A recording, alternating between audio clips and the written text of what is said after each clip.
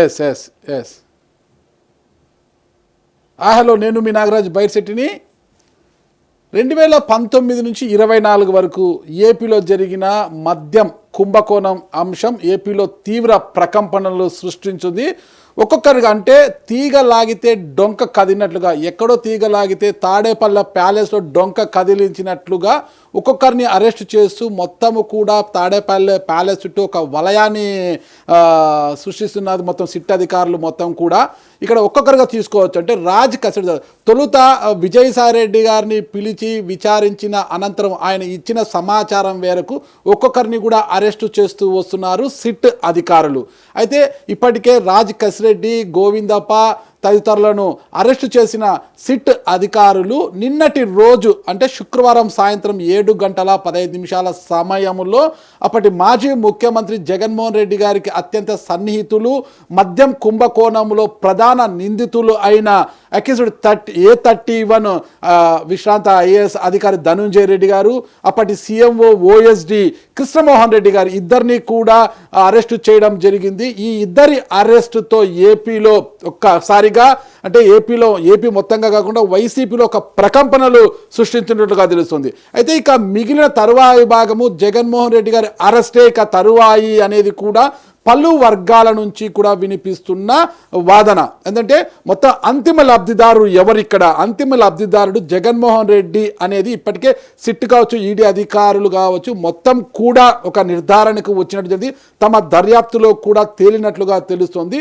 ఈ నేపథ్యంలోనే మరి ఈ వీరి అరెస్టుల తర్వాత నెక్స్ట్ ఏం జరగబోతోంది ఏంటి? అసలు ఇంతమందిని అంటే ప్రధానంగా కృష్ణమోహన్ రెడ్డి గారిని, ధనుంజయ రెడ్డి గారిని అరెస్టు చేయడం వెనుక ఇక తర్వాత జరగబోయేది ఏంటి అనే పూర్తి వివరాలు తెలుసుకోవడానికి వైసీపీ నాయకులు గుంటూరు జిల్లా సత్తెనపల్లి మాజీ ఎమ్మెల్యే ఎర్రం వెంకటేశ్వర రెడ్డి గారు మన స్టూడియోలో మనకు అందుబాటులో ఉన్నారు. ఆయన అడిగి వివరాలు తెలుసుకుంటాం. నమస్తే వెంకటేశ్వర రెడ్డి గారు. ఓకే, ఎలా ఉన్నారు? మీరు బాగున్నారు, కానీ మీ పార్టీలో నాయకులు ఎవరు బాగలేరు కదా, మరి మీరు ఎలా బాగున్నారు? పార్టీ నాయకులు అంటే సహజంగా మార్పు అనేది కోరుకున్నారు కాబట్టి ప్రజలు మార్పు కోరుకోవచ్చును. ఇక్కడ మార్పు గురించి మనకు కాదు, కేసుల పరంపర. కేసులు తీసుకుంటే వైసీపీ అధికారంలో ఉన్నప్పుడు టీడీపీ నాయకులపైన కావచ్చు, జనసేన నాయకులపైన కావచ్చు, చంద్రబాబు నాయుడు గారి కుటుంబం పైన కావచ్చు మొత్తం కూడా ఒక విలువ లేకోకుండా అసభ్య పదజాలంతో దూషించి చాలా వక్రంగా మాట్లాడి అందరినీ కూడా అరెస్టు చేయడము, జైలు పాలు చేశారు. ఇప్పటికే వల్లభనేని వంశీ గారిని చూసాం కదా. అసలు జైల్లో ఉన్న వల్లభనేని వంశీ గారిని చూస్తుంటే బాధ అనిపిస్తుంది. పాపం ఆయన రూపమే మారిపోయింది. చాలా స్మార్ట్గా ఉండే వల్లభనేని వంశీ గారు ఈరోజు 60 ఏళ్ల పైబడిన వృద్ధుడులా కనిపిస్తున్నాడు. చూశారు కదా, చాలా బాధాకరము. ఇక పోసాని కృష్ణమురళి గారు, బోరగడ్డ వీళ్ళందరూ వెళ్ళారు, బెయిల్ పైన బయటికి వచ్చారు. ఇక నందిగం సురేష్ గారిని అరెస్ట్ చేశారు, ఆయన బెయిల్ పైన వచ్చారు. ఇవన్నీ ఒక రకం పక్కన పెడితే మనము 2019 నుంచి 24 ఏదైతే జరిగిందో మద్యం కుంభకోణము అనేది, అంటే డిస్టిలరీలను ద్వారా మొత్తం కూడా ముడుపులు సేకరించి ఆ ముడుపులంతా కూడా కృష్ణమోహన్ రెడ్డి గారి ద్వారా, ధనుంజయ రెడ్డి గారి ద్వారా అంతిమ లబ్ధిదారుని జగన్మోహన్ రెడ్డి గారికి చేరింది. ఇదంతా కూడా 1000 కోట్ల కుంభకోణం అనేది సిట్ తేల్చిందనమాట. తర్వాత ఈడీ కూడా ఇక్కడ రంగప్రవేశం చేసింది. ఇందులో భాగంగా ఒక్కొక్కరుగా రాజ్ కసిరెడ్డిని అరెస్ట్ చేయడము, గోవిందప్పని అరెస్ట్ చేయడము, విజయసాయిరెడ్డి గారిని పలుమార్లు విచారణకు పిలిపించడము, మిథున్ రెడ్డి గారిని విచారణకు పిలిపించడం, ఇవన్నీ జరిగాయి కదా. నిన్నటి రోజు అతి కీలకమైన వ్యక్తులు ధనుంజయ రెడ్డి గారి అరెస్ట్ కావచ్చు, ఓఎస్వి కృష్ణమోహన్ గారి అరెస్ట్ కావచ్చు, వీరిద్దరు కూడా జగన్మోహన్ రెడ్డి గారు అత్యంత సన్నిహితులు. వీరు అరెస్ట్ని ఎలా చూడొచ్చు అంటారు?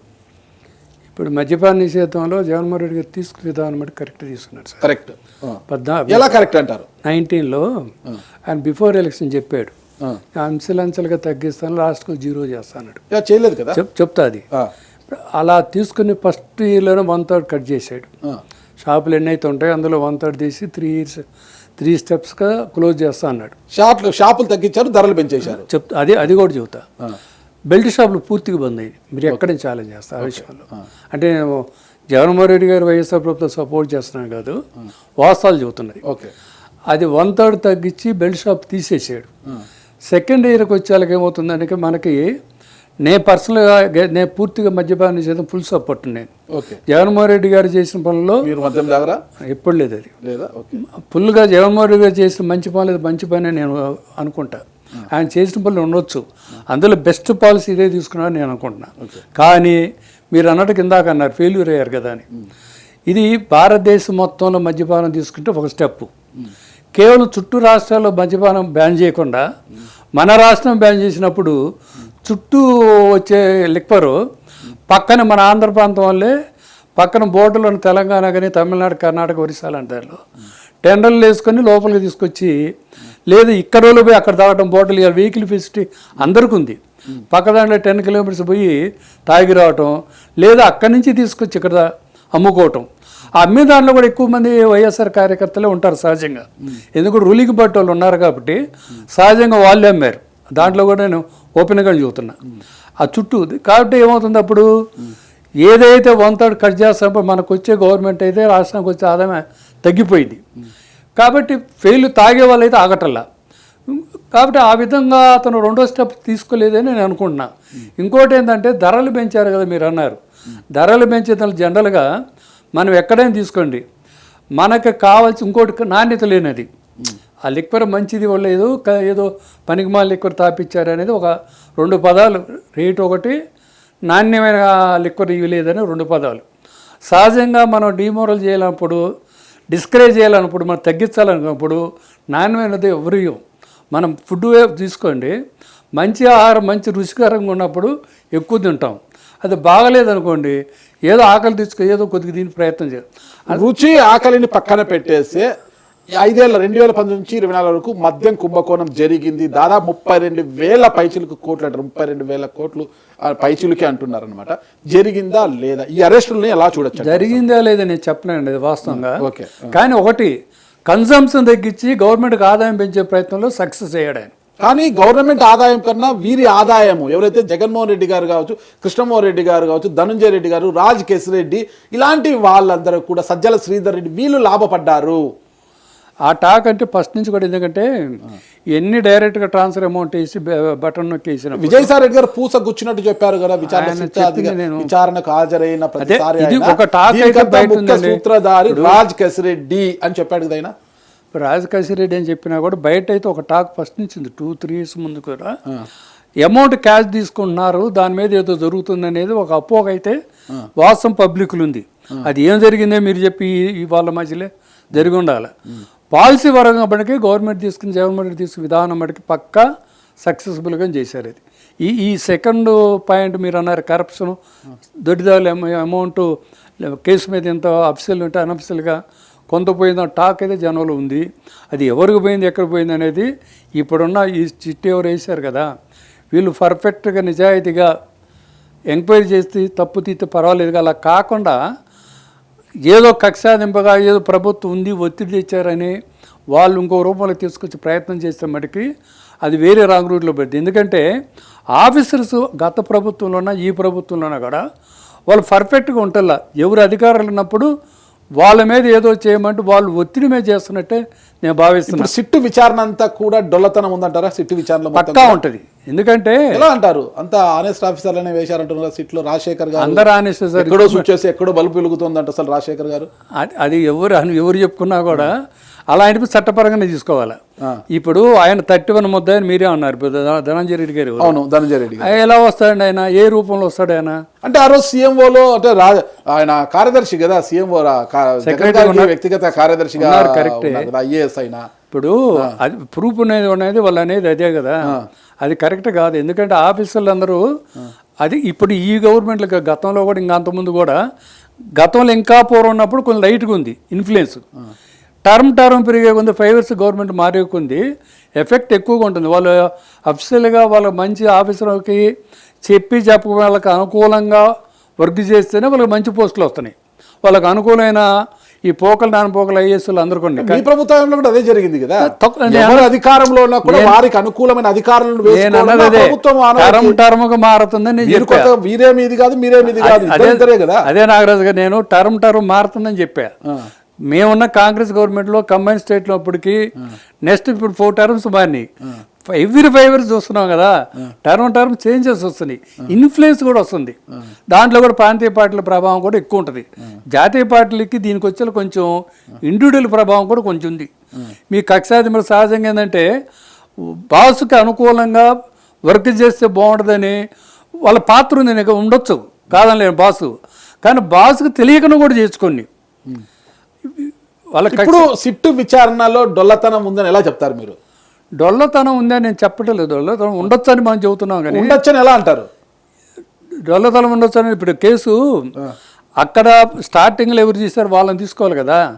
నీకు అక్కడే కౌంటర్ మన షాప్లోని విలేజెస్ అక్కడ మనకి కాన్స్టిట్యూషన్ షాపులో అలాట్ చేశారు కదా, అక్కడి నుంచి తీసుకుంటూ దొరికిపోతారు కదా. ఇప్పుడు షాపులు అనేది కాదు కదా, ఇక్కడ డిస్టిలరీలు అంటే మద్యము యాక్చువల్ విలువ కన్నా ఎక్కువ విలువ చెల్లించి ఆ డిస్టిలరీలలో ఒక కేసుకి ఇంత అని వాళ్ళకి పోతే మిగిలిన ఏదైతే ఎక్కువ చెల్లించారో ఆ దాని నుంచి ఆదాయానంతా కూడా ఇట్లా డిస్టిలరీ నుంచి సేకరించి అదంతా కూడా కృష్ణమోహన్ రెడ్డి గారు, ధనంజయ రెడ్డి గారు, జగన్మోహన్ రెడ్డి గారికి ముట్టింది.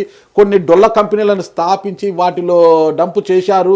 ధనంజయ రెడ్డి గారు కూడా 2019-24 వరకు కూడా బినామీల పేరు మీద పెద్ద ఎత్తున భూములు, బంగారం కొనుగోలు చేశారనేది కదా ఇక్కడ ఆరోపణ మెయిన్. ఆ డబ్బంతా డిస్టిలరీ నుంచి వచ్చిన అక్రమ సంపాదనే, అక్రమ డబ్బే కదా అనేది అంటున్నారు కదా. డిస్టిలరీ అనేది కాదు సార్, డబ్బు వచ్చి ఉండొచ్చు, నేను కాదన్న ఆ విషయంలో. కానీ డిస్టిలరీ మొత్తంలో కూడా గతంలో కూడా నేను ఇందాకనే చెప్పాను, టర్మ్ మార్పు వస్తున్నాయండి. కానీ కేసులు ఇప్పుడు బ్రాండులు కొన్ని ఉన్నాయన్నారు, ఆ పేర్లు అయితే నాకు తెలియదు అనుకో. సేమ్ బ్రాండ్లు మళ్ళీ వాళ్ళు నడుస్తున్నాయి అంటున్నారు. కానీ పబ్లిక్లీ వాళ్ళు ఏమన్నారు, అప్పుడు లిక్కరే బాగుందని కూడా టాక్ ఉంది.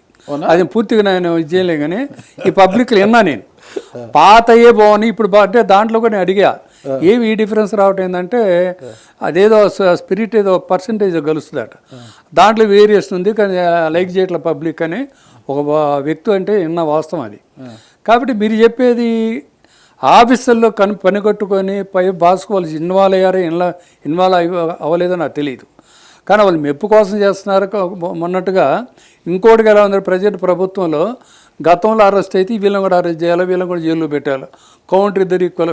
ఒక లీడర్ ఒక పార్టీలో అరెస్ట్ అయ్యి ఉంటే రెండో పార్టీలో కూడా అరెస్ట్ చేస్తే వేరుగా పోద్ది అంటున్నారు. సరే, ఇప్పుడు మీరు బాసును మెప్పించడానికే కొన్ని అరెస్టులు అనుకుంటాము. అంటే 2024 ఎన్నికలకు ముందు చంద్రబాబు నాయుడు గారిని స్కిల్ డెవలప్మెంట్ కేసులో అరెస్ట్ చేశారు.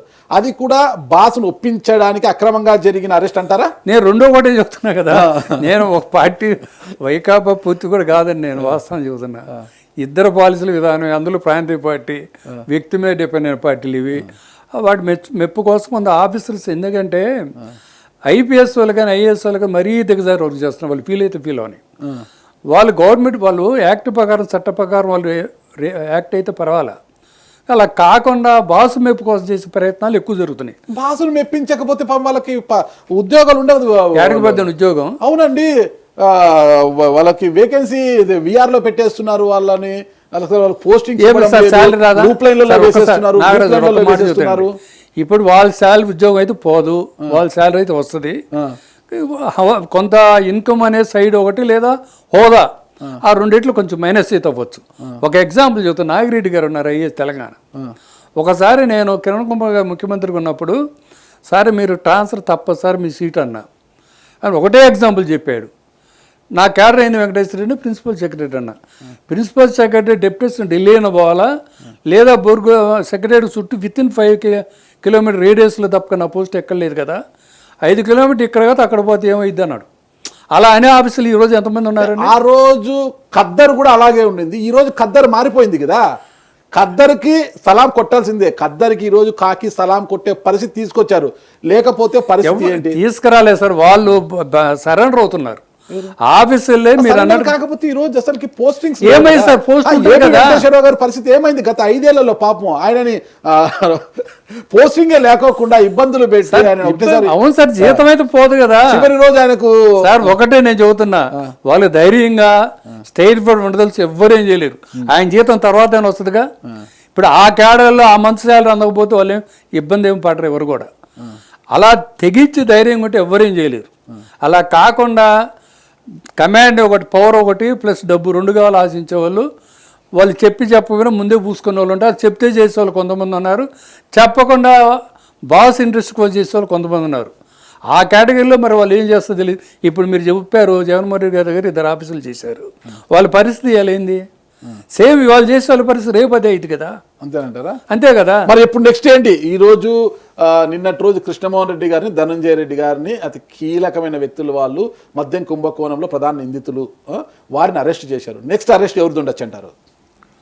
అరెస్ట్ మనం ఎలా గెట్ చేస్తాం సార్? ఇప్పుడు ధనంజయ రెడ్డి గారు చూసాం సార్, సేమ్ 19th ముందు మంచి పోస్టులోనే ఆయన ఉన్నాడు. ఏది చంద్రబాబు నాయుడు ముఖ్యమంత్రి, అగ్రికల్చర్ కమిషన్ కీ పోస్టే, కలెక్టర్గా ఎక్కడ ఉన్నాడు, 5 ఏళ్ళు మంచి పోస్టులో ఉన్నాడు. తర్వాత సీఎం జగన్మోహన్ రెడ్డి దగ్గరకు వచ్చిన తర్వాత పేసీలు ఉన్నాడు కాబట్టి ఇవాళ ఏదో పెడుతున్నారు ఆయన్ని. అంతేనంటారా? ఇప్పుడు అంతిమంగా ఎవరిని అరెస్ట్ చేయడానికి ఇదంతా జరుగుతుంది అంటారు? మనం గెస్ చేసి చెప్పడం కష్టం, కానీ వాళ్ళ టార్గెట్ సీఎం గారు అనేది అనుకుంటున్నారు. ఓకే, బయట టాక్ అయితే మరి సీఎం గారు కదండి, మాజీ సీఎం ఇంకా మీరు సీఎం గారు అంటున్నారు. జగన్మోహన్ రెడ్డి గారు మాజీ జనరల్గా ఏంటంటే వాళ్ళు టార్గెట్ జగన్మోహన్ రెడ్డి గారి మైండే ఉంది. మరి దాంట్లో వీళ్ళు చేసిన లోపాలు ఎక్కడే ఉందని చెప్పలేము మనం. ఓకే, కొంతమంది దొరకకుండొచ్చు, దొరికేతడు చేసేవాళ్ళు రకరకాలు ఉండొచ్చు. అది ఇందాక నేను చెప్పాను, పాత గవర్నమెంట్లో ఆ ముఖ్యమంత్రి గారు మాజీ చంద్రబాబు గారు అరెస్ట్ అయింది కాబట్టి వీళ్ళు మళ్ళీ జగన్మోహన్ రెడ్డి గారు అరెస్ట్ చేయాలనే ఆలోచన ఉన్నట్టుగా పబ్లిక్లో టాక్ అయితే వస్తుంది. అంటే ఈ ముఖ్యమంత్రి గత మాజీ జగన్మోహన్ రెడ్డి గారికి లోపల పోతే ఈక్వల్ అనేది. కానీ పబ్లిక్ కూడా ఈరోజు ఎవరు పట్టించుకోవట్లా.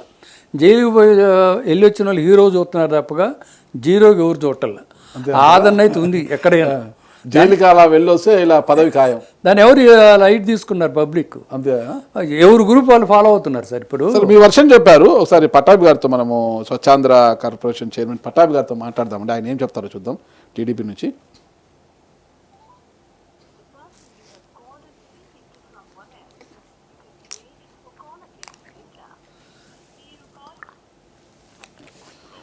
హలో అన్న, గుడ్ మార్నింగ్ అన్న. పట్టాభి గారా? పట్టాభి గారా? గుడ్ మార్నింగ్ అన్న. గుడ్ మార్నింగ్ అన్న. యూటీవీ వైస్ చైర్మన్ నాగరాజ్ బయట చెట్టు మాట్లాడుతున్నా అన్న. ఏం లేదు, నిన్నటి రోజు అంటే ఏదైతే ఉందో ఏపీలో మద్యం కుంభకోణం అనేది ఒక ప్రకంపనలు సృష్టించింది. ఒక్కొక్కరు అరెస్ట్ అవుతూ వస్తున్నారు. అయితే నిన్నటి రోజు గత సీఎంఓలో కీలకంగా వ్యవహరించిన ఐఏఎస్ ధనంజయ రెడ్డి గారిని కావచ్చు, ఓఎస్సీ కృష్ణమోహన్ రెడ్డి గారిని కావచ్చు, సిట్ అధికారులు అదుపులోకి అరెస్ట్ చేయడం జరిగింది కదా. అసలు ఏంటన్నా ఇదంతా కూడా వైసీపీ ఒకటే చెప్తుంది, ఇదంతా కక్షపూరితంగా చేస్తున్నారు, అసలు మద్యం కుంభకోణం అనేదే లేదు, చాలా పారదర్శకంగా జరిగింది 5 ఏళ్ల పాటు, కేవలం కుట్రపూరితంగా, రాజకీయ కుట్రపూరితంగానే ఇదంతా జరుగుతోంది కేవలం అని అంటున్నారు. దీని గురించి మీరేమంటారన్న? నాగరాజు ఇక్కడ 2-3 విషయాలు నేను ప్రస్తావించదలుచుకున్నాను. చెప్పండి. నాయకులు ఏదైతే మాట్లాడుతున్నారు దానికి సంబంధించి మొదటిది ధనంజయ రెడ్డి, కృష్ణమోహన్ రెడ్డి వీరిద్దరూ కూడా సుప్రీంకోర్టు వరకు వెళ్ళారు. యాంటిసిపేటరీ బెయిల్ ఇవ్వండి, ముందస్తు బెయిల్ కోసం, మేమే తప్పు చేయలేదు అని చెప్పి. నిన్న సుప్రీంకోర్టు ఒక వ్యాఖ్య చేసింది.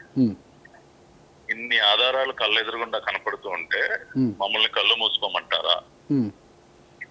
ప్రాథమిక ఆధారాలు ఉన్నాయి కాబట్టి మేము మీకు బెయిల్ నిరాకరిస్తున్నాం, మీరు విచారణకి సహకరించాల్సిందే అని దేశ సర్వోన్నత న్యాయస్థానం చేసినటువంటి కామెంట్.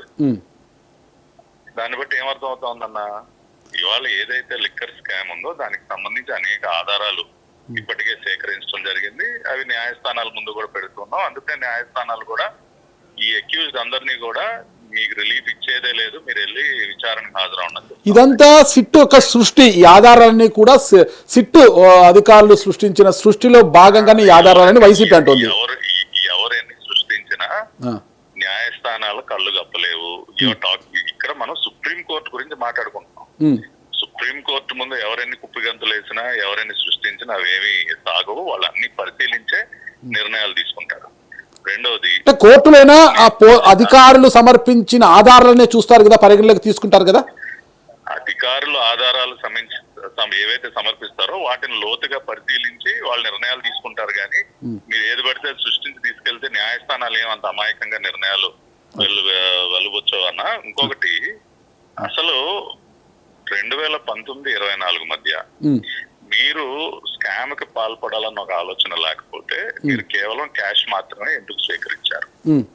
మద్యం షాపుల్లో మీరు ఓన్లీ క్యాష్ అని ఎప్పుడైతే అన్నారో, ఎప్పుడైతే డిజిటల్ పేమెంట్స్ అన్ని కూడా నిలుపుదల చేసి కేవలం క్యాష్ మాత్రమే వసూలు చేశారో అక్కడే అర్థమైపోయింది కదా మీ ఇంటెన్షన్ ఏంటో. భారీ ఎత్తున అవినీతికి పాల్పడటానికే కదా ఆ రోజున క్యాష్ అన్నారు. ఒక కూరగాయల బండోడు కూడా వాళ్ళ ఫోన్ పే, పేటిఎం పెట్టుకుంటా ఉంటే మీరు ఆ రోజున మేము క్యాష్ మాత్రమే తీసుకుంటామని ఎందుకు చెప్పారు? కుంభకోణానికి మూలం అది. మీరు లిక్కర్ పాలసీ మార్చిందే ఈ భారీ కుంభకోణానికి పాల్పడటం కోసం. ఆ రకంగా ఓన్లీ క్యాష్ మాత్రమే మీరు వసూలు చేసి ఇవాళ కృష్ణమోహన్ రెడ్డి కుమారుడు రోహిత్ రెడ్డి పెట్టినటువంటి అనేక సూట్ కేస్ కంపెనీలు, షెల్ కంపెనీలు అన్ని కూడా బయటకు వస్తున్నాయి. అటువంటి కంపెనీల ద్వారా మనీ లాండరింగ్ చేసి ఇవాళ మీరు ఆ డబ్బునంతా కూడా విదేశాలకు తరలించడం, మళ్ళీ రకరకాల రూపేణ వివిధ మార్గాల్లో మీకు తెచ్చుకోవడం చేశారు. అందుకనే వాళ్ళ ఎన్ఫోర్స్మెంట్ డైరెక్టరేట్ కూడా రంగంలోకి దిగింది. ఇవన్నీ పరిశీలించిన తర్వాతే వాళ్ళు ఈడీ రాజిరెడ్డికి, కసిరెడ్డి రాజశేఖర రెడ్డికి వాళ్ళు నోటీసులు ఇచ్చి అతను విచారించే పరిస్థితి వచ్చింది. కాబట్టి వాళ్ళు ఒకటే చెప్తా ఉన్నానన్న, లిక్కర్ స్కామ్ యొక్క దర్యాప్తు ఇవాళ తాడేపల్లి ప్యాలెస్ గడపకి చేరింది. ఇక్కడ ఒకటి గమనించాలా పట్టాభి గారు, ఒకటి గమనించాలా, గతంలో మీ పార్టీలోని ఎంపీగా పనిచేసిన మాజీ ఎంపీ కేసీఆర్ నాని గారు ఒకటే ఆరోపిస్తున్నారు, లిక్కర్ స్కాములో రాజ్ కసిరెడ్డికి అతి సన్నిహితంగా మెలిగిన ఈ present sitting Vijayawada MP KCR చిన్ని గారిని కూడా విచారించాలని ఈడీ కూడా లేఖ రాయడం జరిగింది. మరి దీన్ని ఏంటమంటారు? ఇప్పుడు కేసీఆర్ నాని అనే వ్యక్తి జగన్ రెడ్డి వేసిన చిల్లరకి కక్కుర్తుపడి పార్టీ ఫిరాయించినటువంటి వ్యక్తి. ఈ రోజుకి కూడా జగన్ రెడ్డి పంజరంలో చిలక కేసీఆర్ నాని. జగన్ రెడ్డి ఏ చిలక పలుకులు పలకమంటే ఆ చిలక పలుకులు ఈ పంజరంలో చిలక పలుకుతా ఉంటది. ఇవాళ చిల్లర ఎరుకునేటటువంటి స్థితిలో కేసీఆర్ నాని ఉన్నాడు ఆయన. కాబట్టి అతని మాటల వెనక క్రెడిబిలిటీ ఏంటో ప్రజలందరూ అర్థం చేసుకున్నారు. కేసీఆర్ చిన్ని గారు ఏదైతే ఈ ఆరోపణలు చేస్తారో దానికి సంబంధించి స్పష్టమైనటువంటి వివరణ ఇప్పటికే ఇవ్వడం జరిగింది. మీకే స్వయంగా ఆయన నేరుగా 1-to-1 ఇంటర్వ్యూ కూడా ఇచ్చారు. మేమందరం ఆ ఇంటర్వ్యూ కూడా చూసాము. కాబట్టి నిజాయితీ గల వ్యక్తి కాబట్టి ఎక్కడ కూడా దాక్కోకుండా ధైర్యంగా మీడియా ముందుకు వచ్చి అన్ని మాటలు మాట్లాడుతూ ఉన్నారు.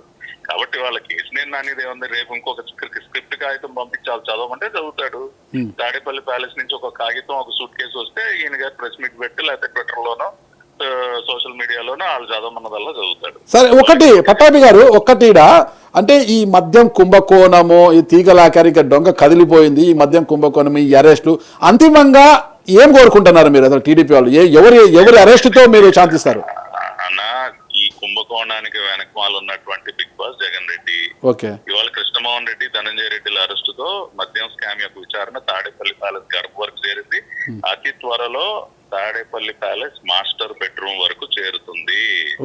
ఓకే. నిన్నటి రోజు పేర్ని నాని గారు, మాజీ మంత్రి పేర్ని నాని గారు మీడియా ముందు ఒక కామెంట్ చేశారు, ఇదంతా కూడా కుట్రపూరితంగా జరుగుతుంది, జగన్మోహన్ రెడ్డిని అరెస్ట్ చేయడానికే ఇవన్నీ కూడా కుట్రలు జరుగుతున్నాయి, వీరందరినీ అరెస్ట్ కూడా చేస్తున్నారు, జగన్మోహన్ రెడ్డి గారిని అరెస్ట్ చేయడానికి కుట్రలు పన్నుతున్నారని పేర్ని నాని గారు ఆరోపించారు. మరి ఎలా చూడొచ్చు అంటారు? ఇక్కడ కుట్రలు పన్నాల్సిన అవసరం లేదన్నా. గతంలో కుట్రలు పన్ని ప్రజాధనాన్ని దోచుకున్నారు. ప్రజాధనాన్ని లూటీ చేయటం కాకుండానే అన్న ప్రజల ప్రాణాలతో చెలగాటం. ఎన్ని వేల మంది ప్రాణాలు, విషపూరితమైనటువంటి మద్యాన్ని తాగించి కొన్ని వేల మంది ప్రాణాలని బలిగొని లూటీ చేసినటువంటి సొమ్ము. కాబట్టి దీని వెనక ఎవరున్నా సరే ఖచ్చితంగా వాళ్ళు లోపలికి వెళ్లి తీరాల్సిందే. 6093 స్థానంలో కొత్త నెంబర్ వస్తుంది అతి త్వరలో. గతంలో జగన్ నంబర్ కూడా ఫిక్స్ చేసినట్టున్నారు, కొత్త నెంబర్ వస్తుంది. గతంలో నెంబర్ 6093, రేపు కొత్త నెంబర్ వస్తుంది. ఆ నెంబర్ కూడా ప్రాచుర్యంలోకి వెళ్తుంది. మీరు ఇప్పిస్తారా ఏంటి? అక్కర్లా, అక్కడ చట్టం తన పని తాను చేసుకుపోతుందన్న. ఇవాళ ఆధారాలు ప్రజల ముందు ఉంచుతున్నాం, ఆధారాలతో సహా మేము ఈ దర్యాప్తు చేస్తున్నాం. ఇవాళ ఈ దర్యాప్తు వేగం చూసి తాడేపల్లి ప్యాలెస్ లో అన్ని తడిసిపోతూ ఉన్నాయి. ఇవాళ జగన్ రెడ్డిని ఎవరు కూడా కాపాడలేరు. కేవలం 100 కోట్ల స్కామ్ కి అరవింద్ కేజ్రీవాల్ 8 నెలలు జైల్లో ఉన్నాడు, మనం చూసాం. దానికి 100 రెట్లు పెద్దది ఈ ఆంధ్రప్రదేశ్ లో ఈ జగన్ రెడ్డి లిక్కర్ స్కామ్. కాబట్టి దీని యొక్క పర్యవసానాలు అనుభవించి తీరాల్సిందే. ఎవ్వరూ కూడా జగన్ రెడ్డిని కాపాడలేదు. ఈ ఒక్క విషయం అంటే ప్రభుత్వంలోని పెద్దల మన్ననలు పొందడానికి, వాళ్ళని సంతృప్తి పరచడానికే సిట్టు లేనిపోయిన ఆధారాలు సేకరించి వీరందరినీ కూడా అరెస్టుల పేరుతో భయపెడుతూ అరెస్టులు చేస్తూ అంతిమంగా జగన్మోహన్ రెడ్డి గారి ఇంటి తలుపు తట్టడానికే ప్రయత్నిస్తోంది అంటున్నారు వైసీపీ వర్గాలు. నాగరాజ్ అన్న, ఇవాళ చంద్రబాబు నాయుడు గారు కానీ, పవన్ కళ్యాణ్ గారు కానీ, లోకేష్ గారు కానీ, మోడీ గారు కానీ, వీరందరూ కూడా ప్రజల మన్ననల కోసం పరితపించేటటువంటి వ్యక్తులు. ప్రజల చేత శభాషణకి అనిపించుకోవాలని పరితపించేటటువంటి వ్యక్తులు. మేము ఈ కక్ష సాధింపులు, కుట్రలు, మాకు నిజంగా అటువంటి ఎజెండానే ఉంటే 11 నెలలు ఆగక్కర్లా కక్ష సాధించడానికి. ఫలితాలు వచ్చిన మరుసటి రోజు నుంచే ఆ పనిలో ఉండేవాళ్ళం. కానీ మా ఎజెండా అది కాదు. కానీ ఫలితాలు వచ్చిన వెంటనే కదా ఏపీ లిక్కర్ స్కామ్ ను బయట తీశారు. అప్పటి ఏపీ బెవరేజ్ ఎండి వాసవరెడ్డి గారిని అదుపులోకి తీసుకోవడము. తప్పు చేశాను. ఇప్పుడు లోకేష్ బాబు గారు ఒకటే చెప్పారు, రెడ్ బుక్ అంటే మీరు ఏదో అనుకుంటా ఉన్నారు. రెడ్ బుక్ అనేది ఎవరైతే అవినీతి పాల్పడ్డారో, కుంభకోణాలకు పాల్పడ్డారో, చట్టంగా వ్యతిరేకంగా ప్రవర్తించారో వాళ్ళని చర్యలు తీసుకోవడానికి వాళ్ళపైన చర్యలు తీసుకోవడానికి రెడ్ బుక్ అని చెప్పారు. ప్రజలు కూడా అది కోరుకున్నారు. ఇవాళ వేల కోట్ల రూపాయలు విషపూరితమైనటువంటి మద్యం తాగించి లూటీ చేస్తే చూస్తూ కూర్చోవాలా? ప్రజలు కోరుకుంటా ఉన్నారు ఇవాళ అటువంటి వ్యక్తులను. తప్పు చేసిన వారిని ఎవరైనా పనిష్ చేయాల్సిందే, తప్పదు. కానీ 2024 ఎన్నికలకు ముందు చంద్రబాబు నాయుడు గారిని అక్రమంగా అరెస్టు చేశారు, అందుకు పర్యవసానంగానే అంటే టిట్ ఫార్ టాట్ అని ఇప్పుడు జగన్మోహన్ రెడ్డి గారిని జైల్లో పెట్టడానికి కుట్ర అంటున్నారు. ఇప్పుడు చంద్రబాబు నాయుడు గారిని అక్రమంగా అరెస్టు చేశారని ప్రజలు కూడా భావించారు కాబట్టి 151 నుంచి 11 కొదేశారు. కాబట్టి ఇవాళ మళ్ళీ మేమేదో అప్పుడేదో చేశారని ఇప్పుడు కక్ష సాధింపు కాదు. కానీ తప్పు చేశారు, దోపిడీ చేశారు, ప్రజల ప్రాణాలు బలిగొన్నారు. ఇవాళ ప్రజలు కోరుకుంటున్నారు అటువంటి వారిని శిక్షించింది అని చెప్పి. ఇప్పుడు ప్రజాభిష్టం మేరకు మేము ఈ దర్యాప్తులన్నీ చేస్తున్నాం. ప్రజాధనాన్ని లూటీ చేసినటువంటి ఎవరిని కూడా వదిలిపెట్టే ప్రసక్తే లేదు. వాళ్ళు దాని యొక్క పర్యవసానాలు అనుభవించి తీరాల్సిందే. పట్టాభి గారు, ఫైనల్గా ఒకటే, ఈరోజు లోకేష్ గారు ఢిల్లీ వెళ్తున్నారు, ఢిల్లీలో ప్రధాని మోదీ గారిని కలవనున్నారు, ఆయన అపాయింట్మెంట్ కూడా దొరికింది. అయితే ఈ భేటీలో భాగంగా అంటే జగన్మోహన్ రెడ్డి గారి అరెస్టు అంశం కూడా ఏమైనా చర్చకు వచ్చే అవకాశం ఉందని బయట చాలా మంది గుసగుసలాడుతున్నారు. నాకు తెలిసి ఈ అంశం అసలు వాళ్ళ చర్చకు వచ్చే అవకాశం ఉండదు. నారాజన్న ఇద్దరు నాయకులు, ప్రధానమంత్రి మోడీ గారు మొన్న అమరావతి పునఃప్రారంభానికి సంబంధించి వచ్చినటువంటి కార్యక్రమంలో ఆయన అన్నారు, ఇప్పుడు ఢిల్లీ వచ్చి ఒకసారి కలవచ్చు కదా, కలవట్లేదని చెప్పి దానికి ఆ తర్వాత అపాయింట్మెంట్ కూడా ఇవ్వడం జరిగింది. లోకేష్ బాబు వెళ్తున్నారు. వాళ్ళిద్దరి మధ్య కేవలం రాష్ట్ర అభివృద్ధి గురించి, ప్రజల యొక్క సంక్షేమం గురించి విషయాలు చర్చకు వస్తాయి. కానీ ఇప్పుడు ఇతనిపైన చర్యలు తీసుకోవడానికి ప్రధానమంత్రి గారి స్థాయి వరకు దీనికన్నా అంటే గతంలో జగన్మోహన్ రెడ్డి గారు ప్రధాని నరేంద్ర మోదీ గారికి కావచ్చు, అమిత్ షా గారికి చాలా సన్నిహితంగా ఉండేవారు, వారి ఆదేశాలు ఏమన్నా అవసరమా అన్నట్టుగా. ఇప్పుడు ఒక గతంలో ఆయన ఒక రాష్ట్ర ముఖ్యమంత్రి, దేశ ప్రధాని మోడీ గారు ఒక ప్రధానమంత్రి ముఖ్యమంత్రితో మాట్లాడాల్సినటువంటి సందర్భాలు అనేకం ఉంటాయి. ఆ రకంగానే గతంలో వారిద్దరి మధ్య భేటీలు జరిగి ఉండొచ్చు. కానీ ఇవాళ జగన్మోహన్ రెడ్డి ఏదో బీజేపీ నాయకులు కనీసం కాబట్టి వారు అనుమతి తీసుకోవాలి, అటువంటి అవసరం ఏం లేదన్న. మొన్న ప్రధానమంత్రి గారు ఒక మాట అన్నారు ఆయన పుస్తకంలో, రాష్ట్రానికి పట్టినటువంటి శనంతా శనిగ్రహాలను తొలగిపోయాయి, ఇప్పుడు అంతా కూడా మంచిగా జరుగుతుంది రాష్ట్రానికి అని చెప్పి. కాబట్టి భారతీయ జనతా పార్టీ నాయకులు మోడీ గారికి, అమిత్ షా గారికి ఆ క్లారిటీ ఉంది. అమిత్ షా గారు కానీ మోడీ గారు కానీ ఇటువంటి అవినీతి పరులతో ఎప్పుడు కూడా ఎటువంటి సంబంధాలు పెట్టుకోరు. మచ్చలేనటువంటి నాయకులు నరేంద్ర మోడీ గారు, చంద్రబాబు నాయుడు గారు. కాబట్టి ఇటువంటి అవినీతి పరుల విషయంలో ఎక్కడా కూడా పైనుంచి వీళ్ళని కాపాడడానికి ఎటువంటి ప్రయత్నాలు జరగవు. ఇక్కడ బ్రహ్మాండమైనటువంటి పోలీసు యంత్రాంగం ఉంది, న్యాయస్థానాలు ఉన్నాయి, వాటి పని అవి చేసుకుంటూ వెళ్తాయి. ఫైనల్గా ఒకటేనండి, ఇక అంటే ఒక రాష్ట్ర మంత్రి హోదాలో ప్రధాని మోదీ గారిని కలవడం అనేది చాలా అరుదుగా చూస్తుంటాం మనము.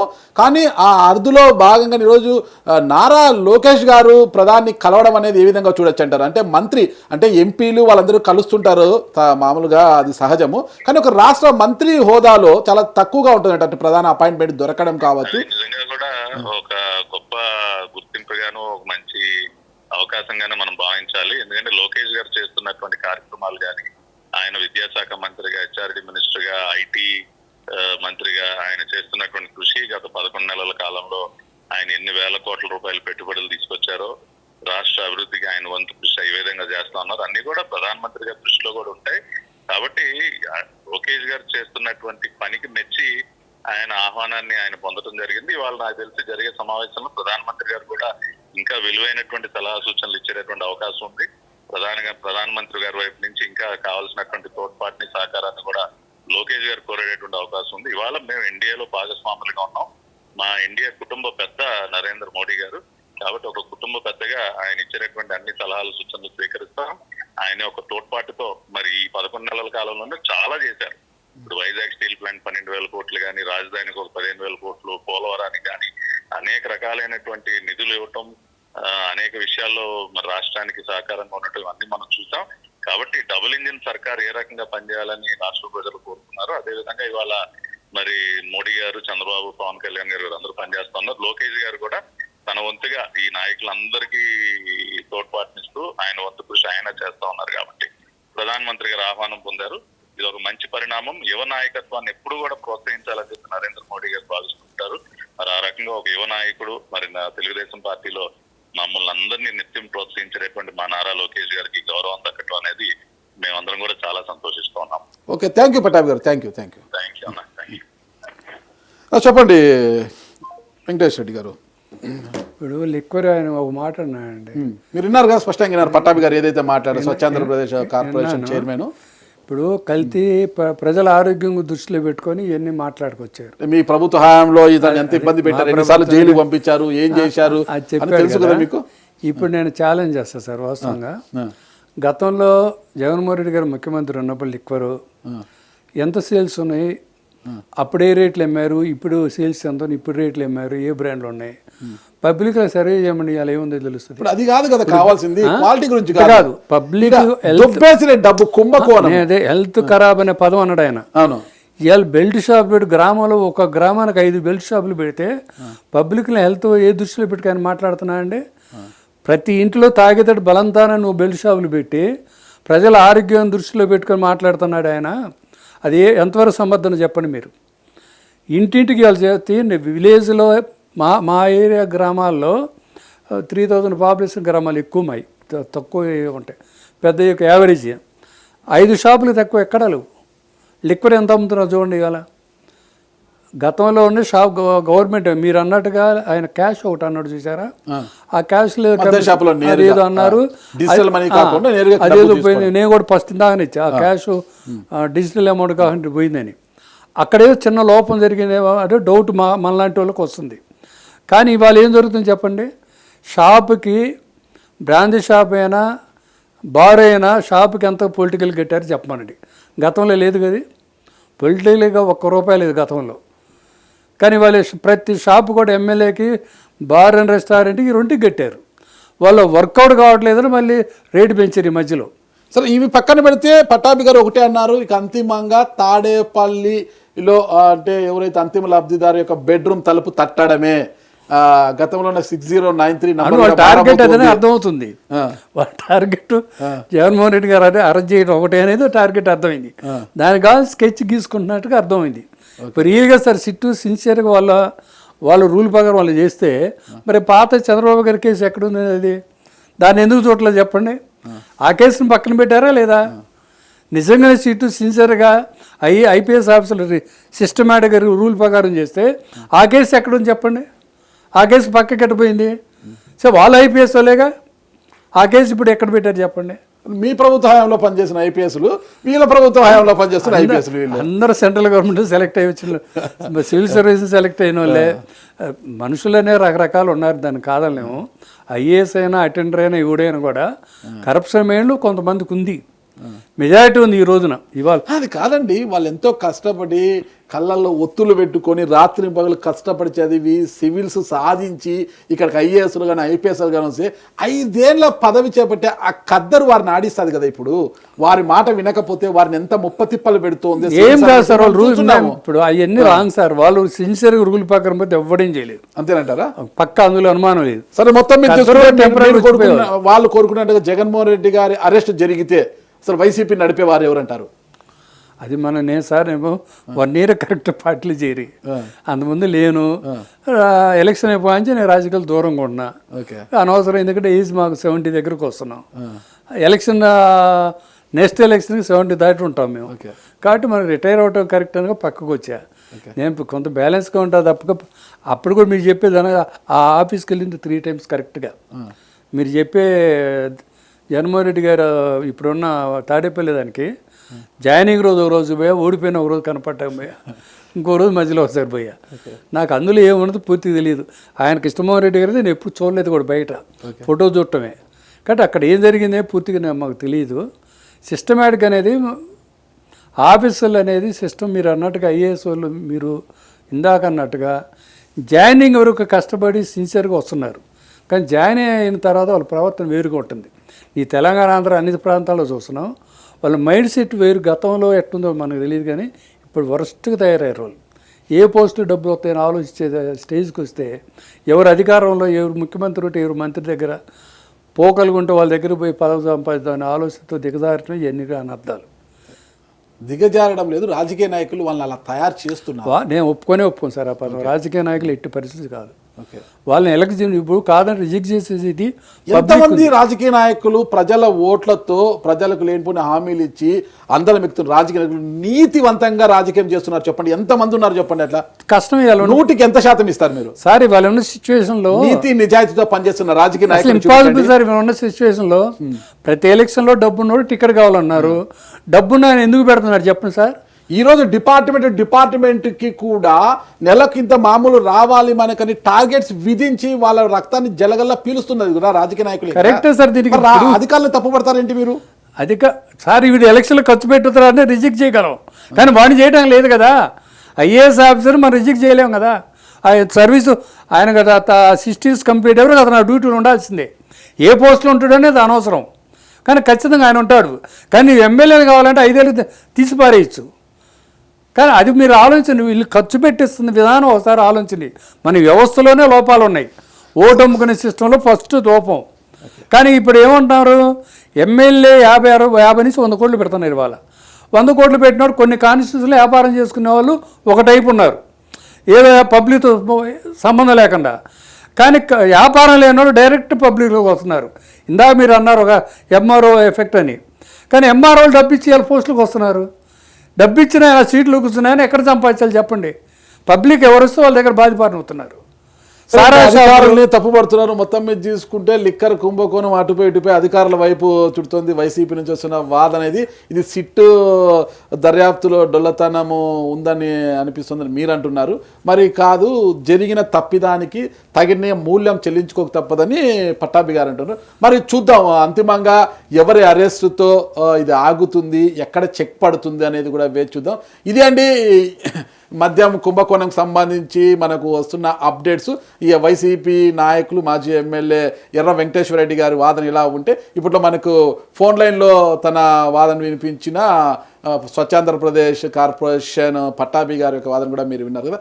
మరి చూద్దాం అంతిమంగా జగన్మోహన్ రెడ్డి గారి అరెస్టు జరగడం తథ్యం. ఆయన అరెస్టు తర్వాతనే ఇది ఈ కథ సుఖాంతం అవుతుందా లేదా అన్నది కూడా మనం వేచి చూద్దాం. అంతవరకు చూస్తూనే ఉండండి. It's UTV.